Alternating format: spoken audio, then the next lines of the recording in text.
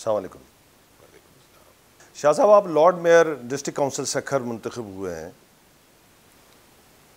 अमूमी तौर पे देखा जाए डिस्ट्रिक्ट सखर को, तो डिस्ट्रिक्ट सखर का जो आपका जो हल्का बनता है वो बहुत ही पसमानदा है। क्या इस तरह के प्रोग्राम और मिशन लेकर आप आए हैं कि वहाँ के लोगों की ज़िंदगी बेहतर हो सके? बिस्मिल्लाहिर्रहमानिर्रहीम। देखिए सर, शुरू से लेके पाकिस्तान पीपल्स पार्टी ने हमारे सखर डिस्ट्रिक्ट पे बहुत ज़्यादा काम किया है और मज़ीद काम होना चाहिए, जिस पे हमने एक नया मिशन लेके आ रहे हैं, नई चीज़ें लेके आ रहे हैं। आप देखें जनरेशन वाइज बड़ा चेंज आता है। पहले लोगों की प्रायोरिटीज़ ये होती थी कि लाइब्रेरी हो, स्कूल हो, ग्राउंड हो हमारे यूनियन काउंसिल में या उस गांव में या उस इलाके में। अब आप देख रहे हैं कि प्रायोरिटीज़ चेंज हो गई है और आपने ये भी देखा होगा कि उस पर काम भी किया जा रहा है। जैसे बस सर्विस लेके आई गई, तो उस बस सर्विस सखर के आने से बहुत ज़्यादा आप देखें, जो पसमानदा 500 रुपये का किराया भरते थे रक्षा का, अब वो 50 से 70 रुपये की एसी टिकट है। तो इसी तरह हमारे जो नए प्लान्स हैं वो हमारे आईटी लैब्स हैं, ताकि उन जब यूनियन काउंसिल लेवल पे आप आईटी लैब्स बनाएंगे, लाइब्रेरीज़ बनाएंगे, जो कि फुल इक्विप्ड लाइब्रेरीज होंगी, बच्चों को ये चीज़ें दिखाई जाएंगी।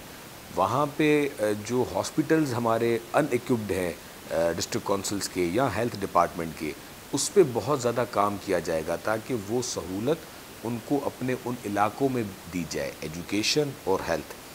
फिर इसी तरह आरओ पानी का बड़ा हमारे पास मसला है, जो आजकल हेपेटाइटिस सी बी पानी में पाई जा रही है या उनको सही से फ़िल्टर्ड नहीं किया जा रहा।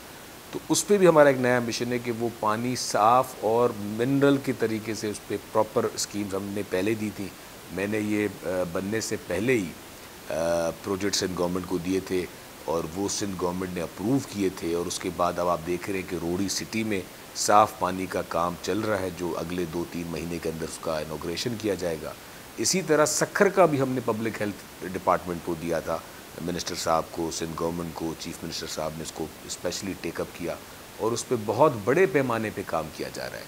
फिर आपने ये भी देखा होगा कि डिस्ट्रिक्ट काउंसिल्स जो हैं वो फाल नहीं थी और वो उन पे वो रोल जो डिस्ट्रिक्ट काउंसिल्स हुआ करती थी वो ख़त्म हो गई थी। तो अभी भी हमने उस पर डिस्ट्रिक्ट काउंसिल में इक्विपमेंट के हवाले से, उनकी जो भी स्कीम्स के हवाले से हमने बहुत ज़्यादा अच्छा होमवर्क किया है। आप विद इन 6 मंथ देखेंगे कि सखर के जो ये इलाका है, जो स्पेशली जिसका मैं मुंतखब हुआ हूँ, और ये लार्जेस्ट इलाका है, और आफ्टर कराची डिस्ट्रिक्ट काउंसिल और हैदराबाद डिस्ट्रिक्ट काउंसिल, क्योंकि दोनों ख़त्म की गई है, तो अब सबसे जो ओल्डेस्ट डिस्ट्रिक्ट काउंसिल है वो सखर डिस्ट्रिक्ट काउंसिल है पूरे सिंध में।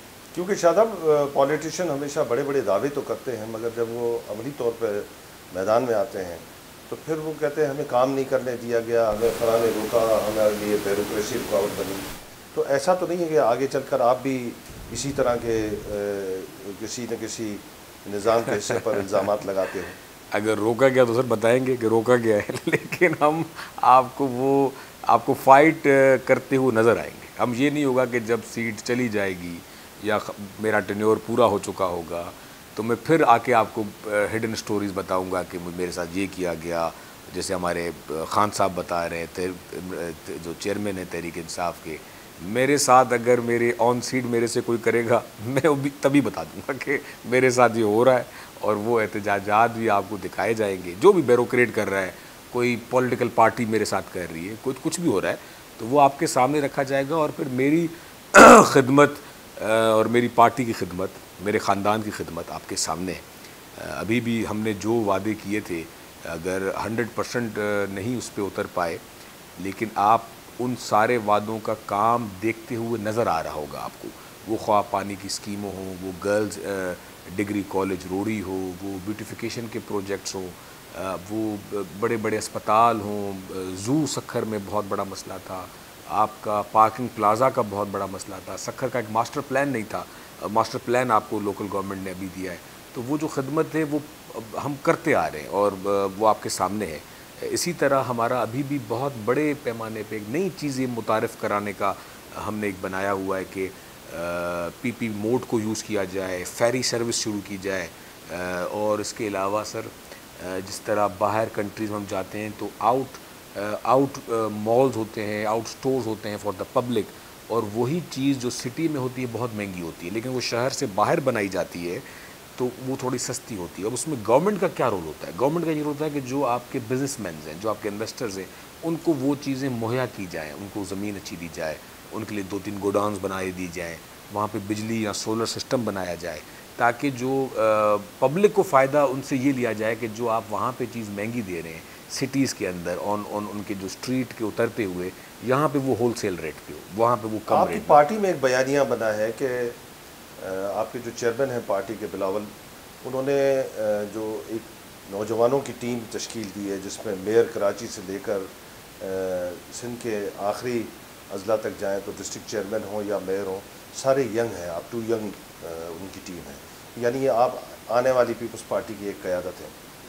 तो डिलीवरेंस पे आपकी ज़्यादा तवज्जो रहेगी या सिर्फ पार्टी के शोज़ पर ज़्यादा तवज्जो रहेगी, यानी जलसे जुलूस और इन चीज़ों पर, या आपने डिलीवर भी करना है? क्योंकि पीपल्स पार्टी से हमेशा गिला रहा है कि पीपल्स पार्टी डिलीवरेंस के मामले में बहुत ही कमज़ोर रही है, गुड गवर्नेंस के इश्यूज बड़े रहे हैं। हम सर मीडिया मैनेजमेंट में बहुत कमज़ोर रहे हैं हमने डिलीवरेंस की है सर। आप NICVD देख लें, आप आर्ट्स एंड डिज़ाइन कॉलेज देख लें, आप बेगम नुसरत भुट्टो यूनिवर्सिटी देख लें सर, आप अल्लामा इकबाल, ये आपको मैं बता रहा हूँ प्रोजेक्ट जो मेरे शहर के हैं। आप SIUT अस्पताल देख लें सर, आप कैंसर हॉस्पिटल देख लें, और ऐसे मज़ीद कैडेट कॉलेज देख लें, आप मेडिकल कॉलेज देख लें, चिल्ड्रन हॉस्पिटल देखें, ये सब आपके सामने सर, ये डिलीवरेंस है।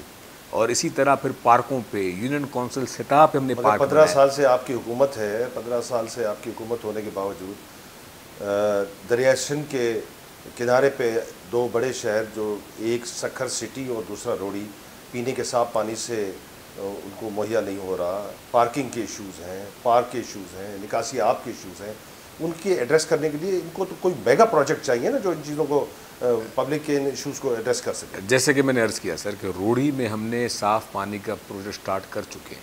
सेम प्रोजेक्ट यही सखर शहर के लिए अनाउंस किया गया था और पैसे भी रखे गए थे, लेकिन सप्लाई पे मसला हो रहा था, पॉन्ड्स नए बनाने चाहिए थे, तो उस पर फिर हमने उसी स्कीम को रीस्ट्रक्चर किया और उसको बड़े पैमाने पे अब सखर शहर के लिए लेके आए।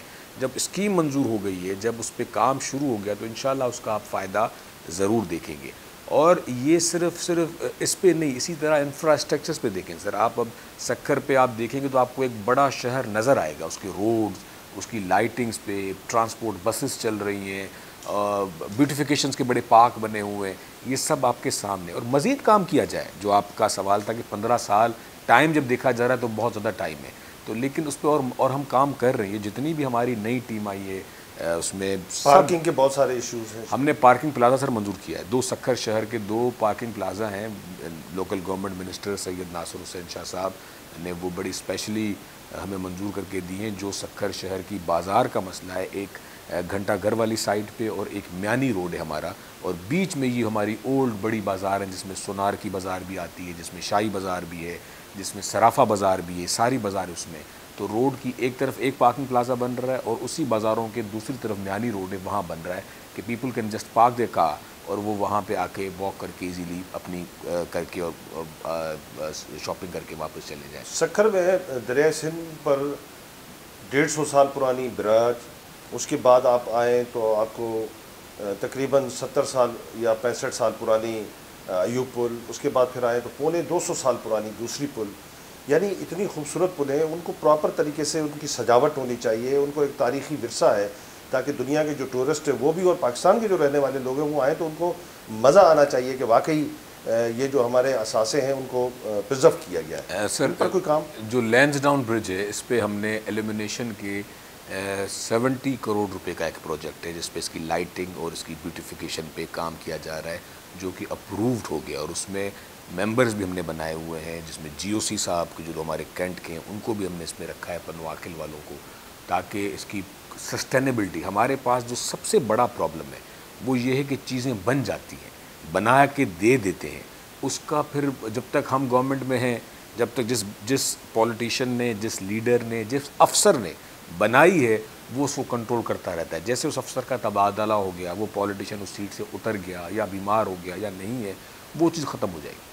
तो ये हमारे मुल्क में बहुत, जो मैं एक स्टूडेंट हूँ सियासत का, जो मैं देख रहा हूँ, तो इस पे बड़ा काम किया जाए। मैंने एक पॉलिसी बना के दी हमारे एजुकेशन डिपार्टमेंट को कि जो बेसिक सब्जेक्ट है एथिक्स, उस पर बड़ा काम किया जाए। और मैंने ये सोचा भी है कि मैं मुहर्रम के बाद जितने हमारे ज़िला के टीचर्स हैं उनसे एक मीटिंग करूँगा, वो भले गवर्नमेंट के हों या प्राइवेट टीचर्स हो, प्राइवेट स्कूल्स हों या गवर्नमेंट स्कूल्स हों, उनसे एक प्रॉपर ये हम एक बड़े सेमिनार्स रखे जाएंगे कि एथिक्स पे बड़ा ज़ोर दिया जाए, क्योंकि बुनियाद अगर हमारी मजबूत होगी तो जो बच्चा जवान होगा या बूढ़ा होगा उसको ये एथिक्स होगा। अब हम बाहर जाते हैं, हम देखते हैं कि छोटे बच्चे या बड़े या बूढ़े वो कभी कचरा बाहर नहीं फेंकेंगे, डस्टबिन ढूंढेंगे, डस्टबिन रखेंगे, एहतजाजात करेंगे, एक हाइड पार्क बनाया हुआ है वहाँ खड़े होंगे, जो बुरा भला पॉलिटिशियन को कहना है, किंग को कहना है, क्वीन को कहना है, उनकी पॉलिसीज़ के ख़िलाफ़ कहना है, वो कहेंगे। अपने आप नहीं देखेंगे कि अपने सिग्नल्स तोड़ेंगे, अपने मोनूमेंट्स तोड़ेंगे, अपने बिजली के खंभे तोड़ेंगे, बल्ब तोड़ देंगे, सोलर लाइट्स तोड़ देंगे। मैंने अभी एक ब्यूटिफिकेशन का प्रोजेक्ट था सैयद नासिर हुसैन शाह साहब ने दिया कि स्ट्रीट ब्यूटिफिकेशन, तो हमने ना वो एक स्ट्रीट लाहौर से हमने कॉपी किया और हमने एक पूरी गली को कलर पेंट करवाया, फिर उसमें लाइटिंग करवाई सर, फिर उसमें गमले लगवाए। 2 दिन के बाद सर गमले चोरी होना शुरू हुए, फिर लाइटिंग चोरी होना शुरू हुई। अब ये जो चीज़ें हैं ये उन्हीं आवाम के टैक्स के पैसों से, जब तक पब्लिक को ये रियलाइजेशन नहीं होगी कि ये हमारे पैसे हैं तब तक ये हमारी चीज़ें बच नहीं सकती। वो ये समझते हैं कि गवर्नमेंट के पैसे हैं, ये जो लाइट लगती है ये उन्हीं का टैक्स है, ये जो रोड बन रहा है ये उनका टैक्स है, ये जो गली बन रही है उनका टैक्स है। अब ये जब तक ये रियलाइजेशन टीचर दे सकता है, ये उस्ताद दे सकता है, तो उस्तादों को पहले उस्तादी सिखाई जाए सर, फिर उनको कहा जाए कि बच्चों को ज़रूर सिखाएं।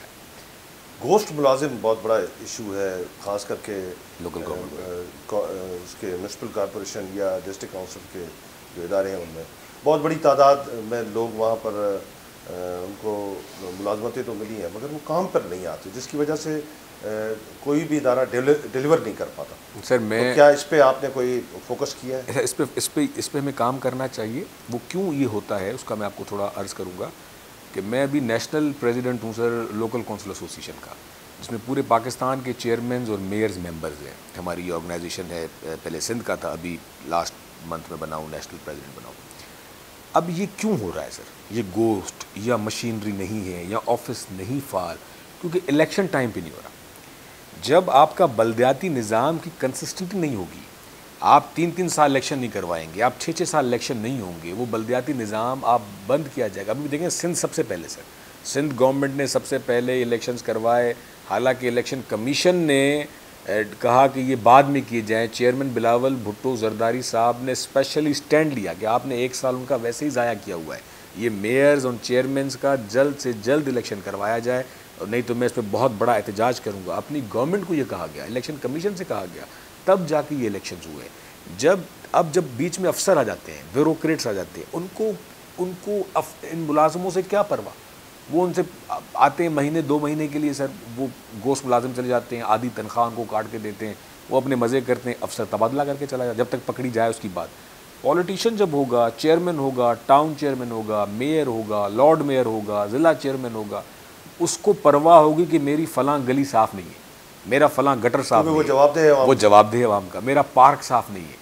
तो जब ये निज़ाम की कंसिस्टेंसी नहीं आएगी, और हमने इसी नेशनल लोकल काउंसिल और एसोसिएशन और लोकल काउंसिल एसोसिएशन सिंध के प्लेटफॉर्म से बड़े सेमिनार्स की, हमने सेनेटर्स को बुलाया, हमने सर MNAs को बुलाया, MPAs को बुलाया, उनको फिर अपने पार्लिमानी टास्क फोर्स का एक हिस्सा बनाया, ताकि आप ये जाके पार्लियामेंट में बात करें कि इस निज़ाम की बहाली हो।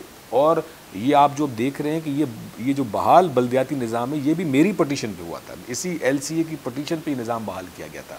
अभी आप देखें खान साहब ने क्या किया पंजाब में सर, कि इमरान खान के अगर वहाँ पे तहरीक इंसाफ के चेयरमैन नहीं थे और पीपल्स पार्टी और मुस्लिम लीग नून के थे और उनका 2 साल टेन्योर रहता था, उन्होंने उनका निज़ाम ख़त्म कर दिया, वो 2 साल ख़त्म कर दिए, वो 2 साल उनको दिए ही नहीं।